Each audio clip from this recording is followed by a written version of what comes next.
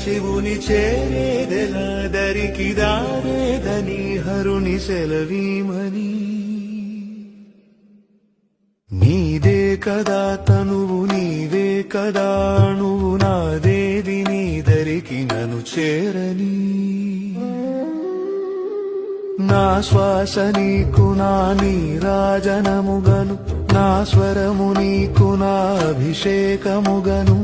ఈ తనువు నీకు నా నైవేద్యముగను నా కర్మలే నీకు పరిచర్యలుగను అక్షరములు నీకు అక్షతలుగాను పదమాలలను నీకు పూమాలికగను కరతాళ ధ్వనులివే మేళ తాళాలుగను సేవించనా నిన్ను నీ భక్తునిగను